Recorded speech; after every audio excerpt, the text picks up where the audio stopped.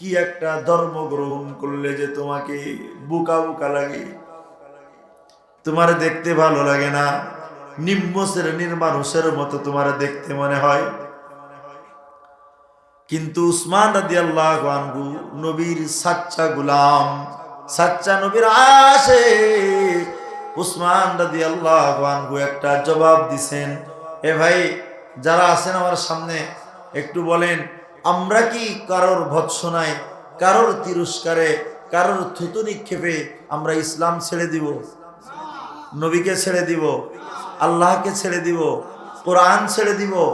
ঈমান ছেড়ে দিব? কারণ আমরা পেতে চাই কাকে?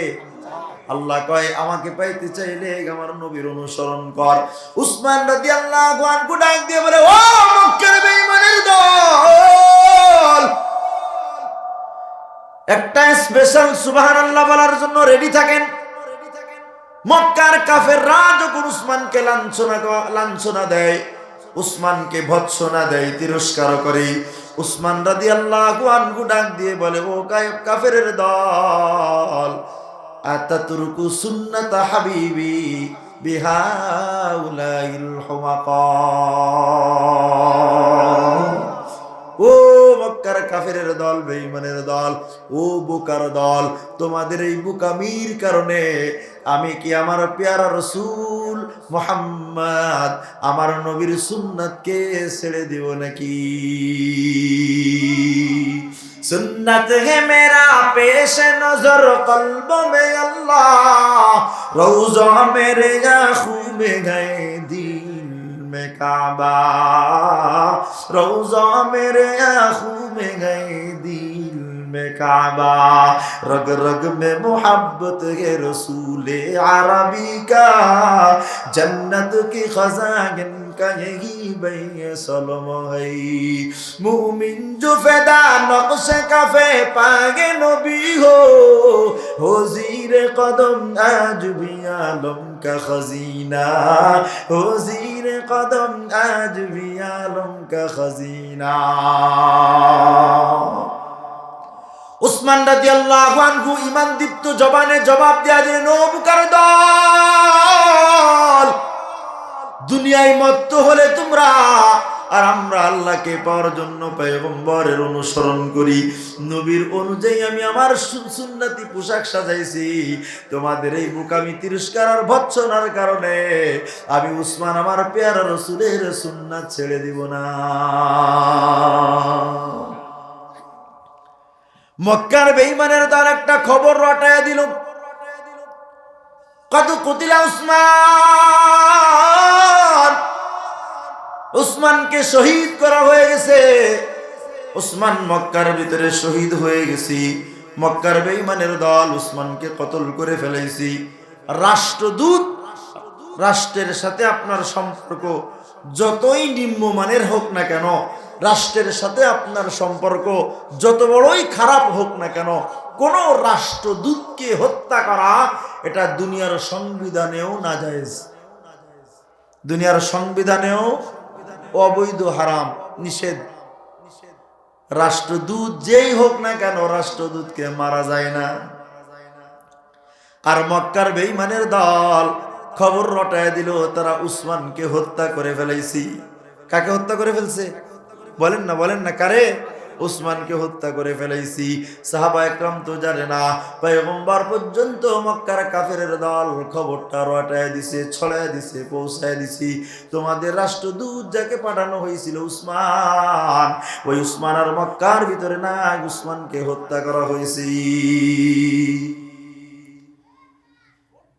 উসমান রাদিয়াল্লাহু আনহুর হত্যার খবর যখন পয়গম্বরের কাছে আসলো, ঘটনা কি ঘটলো এটা শোনার আগে আর একটা হাদিস শোনেন, না হলে এই ঘটনা বুঝতে কষ্ট হবে।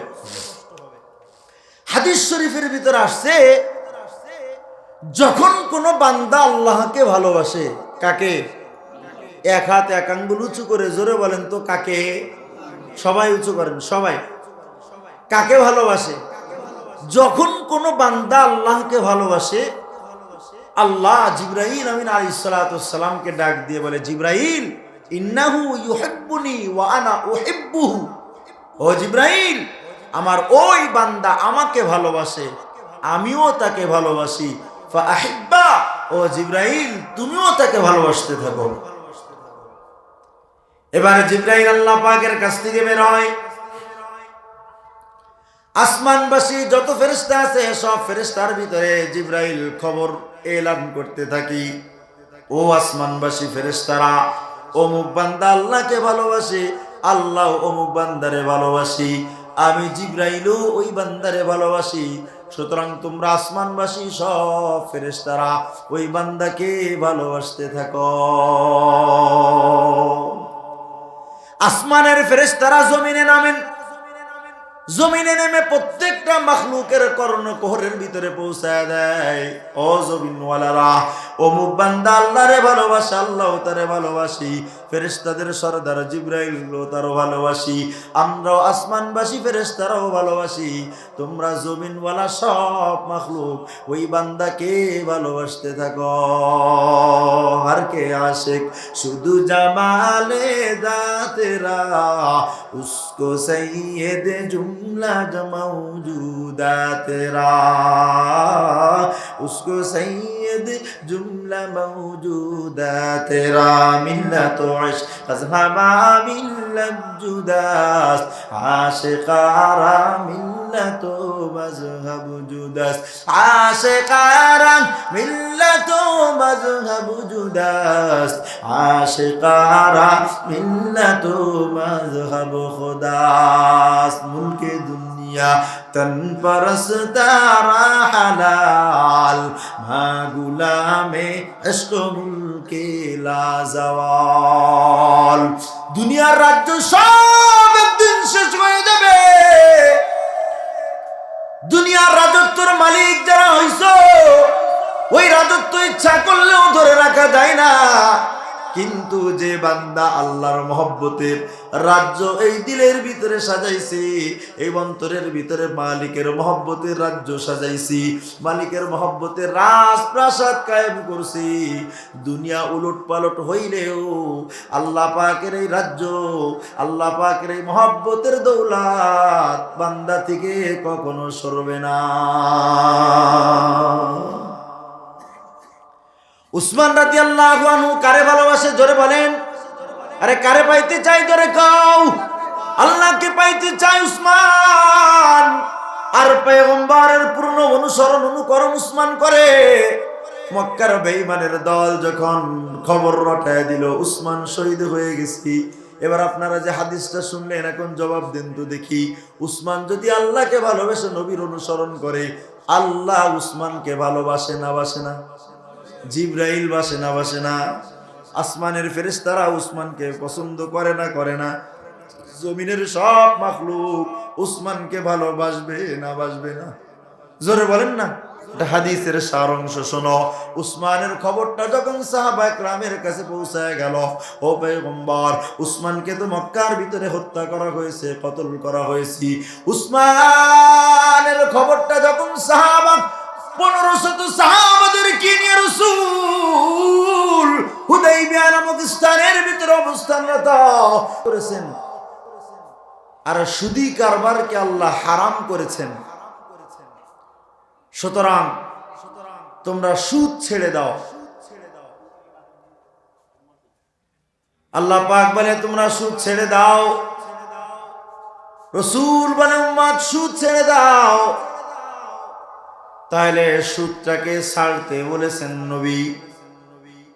আল্লাহ কয় আমার রাসূল যেটা নিষেধ করে ওটাকেও তোমরা ছেড়ে দাও।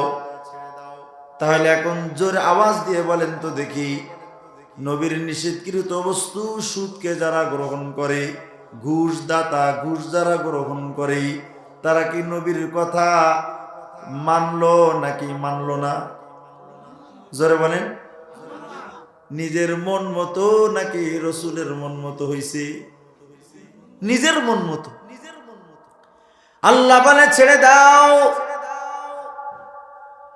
ইয়া আইয়ুহাল্লাযীনা আমানুত্তাকুল্লাহ ওয়া দারু মা বাকিয়া মিনার রিবা ইন কুনতুম মুমিনিন।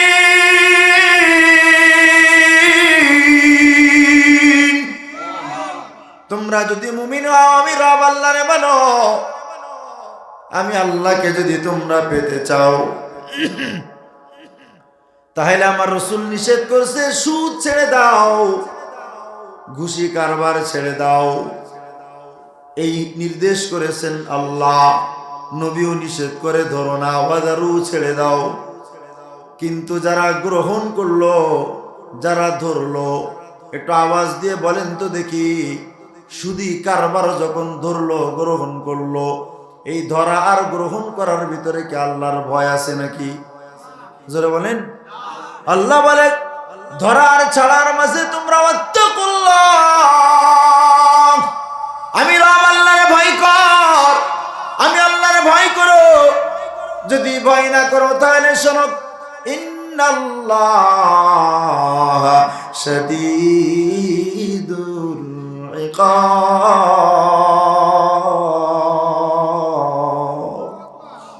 আমি আল্লাহ যদি ধরার ছাড়ার মাঝে আমি রব আল্লাহর ভয় না করো, তাহলে আমি আল্লাহ কিন্তু কঠোর শাস্তি দেওয়ালা। আমি রব আল্লাহ তোমাদের কঠিন শাস্তির সম্মুখীন করব। তাহলে নবীর অনুসরণ অনুকরণ করা যাবে কয় জিনিসের মধ্যে বলেন না একটু? দুইটা, একটা ধরতে হবে, একটা ছাড়তে হবে। আর এই ধরা ছাড়ার মাঝে ভয় থাকতে হবে কার? যদি ভয় না থাকে তাহলে আল্লাহর মহব্বত পাওয়া যাবে না শাস্তি অপেক্ষা করে? বলেন না, শাস্তি অপেক্ষা করি। আল্লাহ পাক বলেন কুনতুম তুহিব্বুনাল্লাহ, ও রাসূল আপনি আপনার উম্মতদেরকে বলে দেন, তোমরা যদি আমি রব আল্লাহকে ভালোবাসতে চাও, আমি রব আল্লাহর মহব্বত চাও, ফাত্তাবিউনি, আমি পয়গম্বরের অনুসরণ অনুকরণ করো। আমি পয়গম্বরের যদি সাচ্চা অনুসরণ করতে পারো, বাস্তবে অনুসারী হতে পারো, ইউহিব্বুকুমুল্লাহ, তোমরা আল্লাহরে কতটুকু ভালোবাসবা জানি না, তবে আমি রাসূলকে আল্লাহ নির্দেশ করেছে। আল্লাহ বলে, ও নবী, কোন উম্মত যদি আপনার পূর্ণ অনুসরণ অনুকরণ করে, আমি আল্লাহ নিজে তারে ভালোবাসবো। ওয়াগফির লাকুম যুনুবাকুম, দুই নাম্বার প্রতিদান হলো ওদের জিন্দেগীর ভিতরে যত গুনাহ আছে, আমি আল্লাহ সমস্ত গুনাহগুলা মাফ করে দিব। সুবহানাল্লাহ বলেন। কারণ ইন্নাল্লাহা গফুরুর রহিম, আমি আল্লাহ, আমার নাম গফুর, আমি একবার মাফ করনেওয়ালা না, না না না না, আমি বারবার মাফ করনেওয়ালা, আমি রহিম, আমি আল্লাহ অত্যন্ত দয়ালু, আমি আল্লাহ অতি দয়ালু। এজন্য আমি আল্লাহ, তোমরা যদি নবীর অনুসরণ অনুকরণ করো, তাহলে আমি আল্লাহ পুরস্কার দেব তিনটা। এক নাম্বার, আমি আল্লাহ নিজে তোমাদেরকে ভালোবাসবো। দুই নাম্বার, আমি আল্লাহ তোমাদের উপরে দয়া করব, মেহেরবানি করব। আর এই দয়ার মেহেরবানির দ্বারা আমি আল্লাহ তিন নাম্বার প্রতিদান হলো, আমি আল্লাহ তোমাদের জিন্দেগীর সব গুনাহগুলা মাফ করে দিব। এই হলো আয়াতের সরল অর্থ। আল্লাহকে ভালোবাসতে চাইলে নবীর অনুকরণ অনুসরণ করতে হবে। পূর্ণভাবে যদি পয়গম্বরের গোলামি করা যায়, নবীর অনুসরণ অনুকরণ করা যায়, তাহলে আল্লাহ প্রতিদান দিবেন কয়টা? বলেন বলেন বলেন, কয়টা? তিনটা। এক নাম্বার, আল্লাহ ভালোবাসবেন। দুই নাম্বার, আল্লাহ দয়া করবেন। তিন নাম্বার, আল্লাহ গুনাহ মাফ করে দিবেন। রাসূলের পূর্ণ অনুসরণ যদি করা যায়, আল্লাহ তার বান্দাকে ভালোবাসেন। বাস্তব প্রমাণ নেন। দলিল হলো রাসূল করিম সাল্লাল্লাহু আলাইহি ওয়াসাল্লাম হিজরত করে মক্কা থেকে মদিনায় চলে গেছেন। হিজরত করে মক্কা থেকে মদিনায় যাওয়ার পর পয়গম্বর ইচ্ছা করলেন আবার মক্কার ভিতরে এসে তিনি উমরা করবেন, কাবা তওয়াফ করবেন, উমরা করবেন। উমরা সাহাবা একরাম রাদিয়াল্লাহু আনহুকে বললেন, সাহাবা চলো আমরা উমরা করতে যাব। যে পয়গম্বর দেশ থেকে বিতাড়িত হয়ে মদিনায় আসছেন, নবীর সঙ্গে সাহাবা একরাম রেডি হইলেন যাওয়ার জন্য। দেখবো পয়গম্বরের সঙ্গেও যাব, উমরা করব, মন ভরে আল্লাহর ঘর তওয়াফ করব। কত মাস গেল আমরা আল্লাহর ঘর তওয়াফ করি না। নবীর সঙ্গে সাহাবা একরাম আস্তে আস্তে আস্তে আস্তে 1500 আসছি। 1500 সাহাবা। কয় হাজার? 1500 সাহাবা পয়গম্বরের সঙ্গে মক্কাতুল মুকাররমায় আসতেছেন উমরা করার জন্য, উমরা করবেন। আল্লাহর পয়গম্বর মদিনা মুনাওয়ারা থেকে রওনা হয়ে গেলেন মক্কাতুল মুকাররমার দিকে। এদিকে মক্কার কাফেরদের কাছে খবর চলে গেছে মুহাম্মদ তার দলবল নিয়া সৈন্য নিয়ে মক্কাতুল মুকাররমায় প্রবেশ করতেছেন। মক্কার কাফেরদের পক্ষ থেকে বাধা দেওয়া হলো, মুহাম্মদ মক্কার ভিতরে আর তোমাদেরকে ঢোকা যাবে না, যেখানে আছো ওখানে স্থগিত করো, ওখানেই সফর, ওখানেই তাবু গাড়ো, এর থেকে আর আসা যাবে না। পয়গম্বর বাধার সম্মুখীন হয়ে হুদাইবিয়া নামক স্থানের ভিতরে 1500 সাহাবা একরামকে নিয়ে অবস্থান শুরু করলেন। কয় শত? 1500 সাহাবা। পয়গম্বর আরবি সাল্লাল্লাহু আলাইহি ওয়াসাল্লাম কাফেরদের কাছে সংবাদ প্রেরণের জন্য কি কারণে বাধা প্রদান করা হলো, কেন আমরা মক্কার ভিতরে ঢুকতে পারবো না, কারণগুলা কি কি? পয়গম্বরের পক্ষ থেকে রাষ্ট্রদূত মক্কায় মুকাররমায় যাবে। কে যাবে? সাহাবা একরাম মশওয়ারায় বসলেন, পরামর্শই বসলেন। সাহাবা একরাম বলে, ইয়া রাসূলুল্লাহ, আবু বকর সিদ্দিককে পাঠায় দেন। সিদ্দিক আকবর মক্কায় যাক, কি বলতে চাই কাফেররা, কোন কোন শর্ত দেয় দেখা যাক। সিদ্দিক আকবর বলে, পয়গম্বর আমি পারবো না, আমার পক্ষে সম্ভব না। কারণ ওরা যদি আপনার শান ক্ষুণ্ণ করে দেয়, ওরা যদি আপনার শানে বেয়াদবি করে, আমি আবু বকর বরদাস্ত করতে পারবো না। ও ওমর, তাহলে তুমি যাও। ওমরে ফারুক বলে, পয়গম্বর আমিও যেতে পারবো না, আপনার শানে যদি কিছু বলে আমি তো বরদাস্ত করতে পারবোই না। এমনকি যে বলবে আমি কিন্তু তার নিস্তার রাখবো না, কল্লা রাখবো না, এটা আমার পক্ষে সম্ভব না। আমাদের ভিতরে সব থেকে সম্ভ্রান্ত, সব থেকে লাজুক সাহাবী, যাকে গোটা মক্কার মানুষ সম্মানের নজরে দেখি, ভদ্র মানুষ বলে চেনে, ওই উসমান জিন্নুরাইন, উসমান ইবনে আফফানকে পাঠায় দেন। পয়গম্বর সাহাবা একরামের মশওয়ারা নিয়ে নবীর সাহাবী উসমান রাদিয়াল্লাহু আনহুকে মক্কাতুল মুকাররমার ভিতরে পাঠায় দিলেন। হযরতে উসমান রাদিয়াল্লাহু আনহু ইসলাম গ্রহণের আগে বড় শান শৌকতের সাথে চলতেন। কারণ উসমান রাদিয়াল্লাহু আনহু ছিলেন ধনী ব্যক্তি, বড় শান ছিল ওনার। পোশাক আশাক বড় সম্ভ্রান্ত পোশাক আশাক ছিল, এমন পোশাক পরতেন যে মানুষ ওনাকে দেখে, এমনিতেই ধনী মানুষ এরপরেও পোশাক দেখেও যেন সম্মান করেন, এমন লম্বা লম্বা মোটা মোটা পোশাক পরতেন, সুন্দর পোশাক পরতেন উসমান। এমন পোশাক পরতেন ইসলামের আগে গায়ে দিলে যেন হেঁটে গেলে রাস্তা ঝাড়ু হয়ে যায়, এমন পোশাক পরে উসমান। কিন্তু পয়গম্বরের কাছে ইসলাম গ্রহণের পর রাসূল আরবি সাল্লাল্লাহু আলাইহি ওয়াসাল্লাম যখন উসমানকে বলছি, ওরে উসমান, ও আমার সাহাবা, ও মুসলমানেরা, মা আসফালা মিনাল কাবাইনি মিনাল ইজারি ফিন্নার, লুঙ্গি হোক, পাজামা হোক, প্যান্ট হোক, টাকনুর নিচে যে অংশটাই পড়বে পুরুষের, ওই অংশটাই আল্লাহর জাহান্নামে যাবে। নিসফে সাক পোশাক পরে, এটা রাসূলের সুন্নাত। রাসূলের সুন্নাত নিসফে সাক, টাকনুর উপরে পুরুষ পোশাক পরবে, এটা পয়গম্বরের সুন্নাত। উসমান রাদিয়াল্লাহু আনহু রাসূলের গোলাম, পয়গম্বর শরীর মুবারক যেভাবে সজ্জিত করে, উসমান আল্লাহকে পাওয়ার জন্য নবীর পূর্ণ অনুসরণ করে। সুবহানাল্লাহ বলেন না। উসমান কাকে পাওয়ার জন্য নবীর অনুসরণ করে? বলেন বলেন। আল্লাহ কি? আল্লাহ বলে, আমারে যদি পাইতে চাও আমার রাসূলের অনুসরণ অনুকরণ করো, আমার পয়গম্বরের যদি অনুসরণ করতে পারো, আমি আল্লাহ তোমাদের ভালোবাসবো। উসমান পোশাক পরে কার অনুসরণে? বলেন না বলেন না। নবীর অনুসরণে।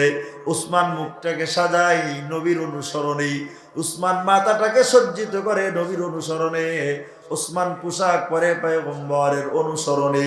আহলে আরবরা যে লম্বা লম্বা জামা কাপড় পরে, উসমান এখন আর লম্বা জামা পরে না। এদিকে আমার দিকে তাকান, নিসবে সাক পোশাক পরে, হাঁটু থেকে কিছু নিচু অংশ পোশাকটা ঝুলে যায়। উসমান রাদিয়াল্লাহু আনহু ওই রাসূলের রাষ্ট্রদূত হয়ে মক্কাতুল মুকাররমায় গিয়েছেন। মক্কার ভিতরে উসমান যখন প্রবেশ করছে,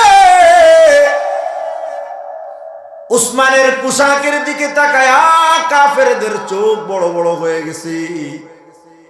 উসমানের মুখের ভিতরে এখন ভৎসনা দেয়, থুতু মারতেছি, লাঞ্ছনা করে। আরে উসমান, তুমি ইসলামের আগে কতই না সুন্দর ছিলি, তোমার পোশাক না কত সুন্দর জৌলুস পোশাক ছিল। ওরে